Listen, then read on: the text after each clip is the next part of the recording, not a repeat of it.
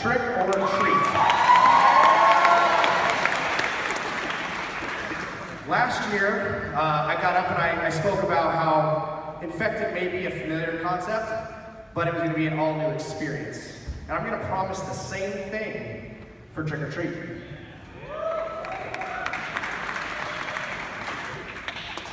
But before we get into the new stuff, for those who may not be familiar, Trick or Treat debuted back in 2012. It is our longest running attraction. It's a story as old as time. The crazy old cat lady at the end of the street, rumored by all the neighborhood children to be a witch, is actually a witch.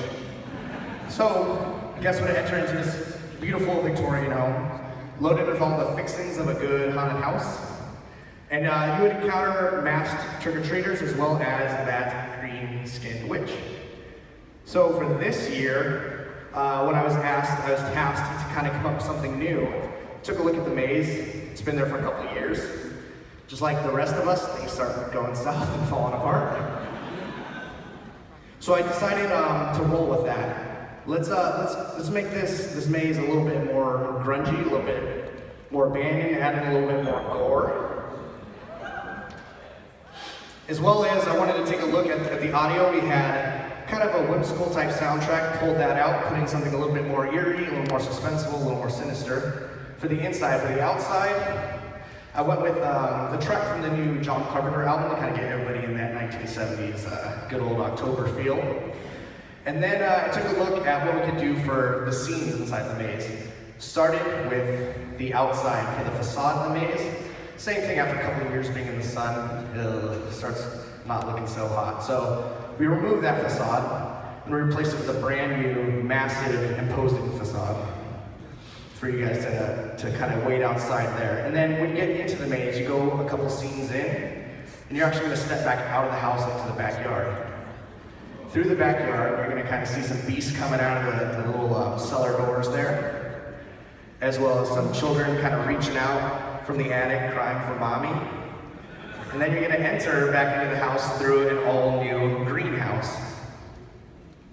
One more big scene that I really wanted to throw in was the exit. I never really liked that you just kind of exited this maze and now you're kind of squeezed between a warehouse and a giant wooden roller coaster.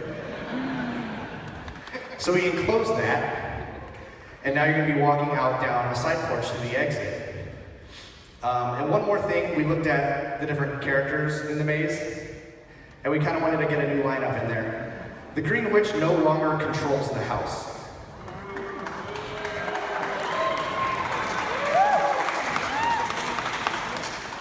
We have a new cast of characters. We have a maid, a butler, we have more black cats. We have a new rendition of the Tricksters. These have a little bit more of a freshly dug up feel. And although the Green Witch might not control the house, she's not gone yet. So every year when we sit down, we like to try and make little changes to the mazes so they're not the same thing repeating. What I just kind of went through would definitely be considered a very large addition, but it's not quite enough to consider this a new attraction.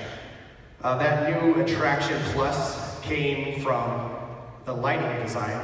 When we sat down with our very talented lighting designers and techs, we rolled out the ground plan. We looked at all these wonderful different fixtures, and I said, guys, get them all out. We're turning off the lights completely. However, at Knott's Berry Farm, we're not going to send you into a pitch black maze filled with monsters.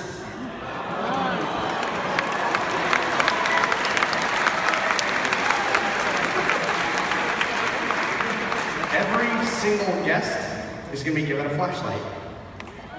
That's the good news. The bad news is, we control them.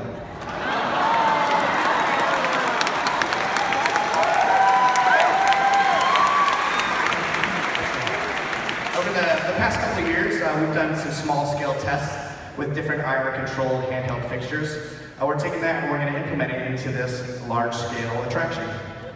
What's really cool about this technology is how much we can do with it. So when you're walking through the maze, you need to find your way. We can go ahead and bump up the lights for you. We can change the colors to help reveal hidden messages within the paint. Or when you come around the corner and come face to face with a 6 foot, 300-pound full-grown man dressed as a Victorian doll, we can turn them off.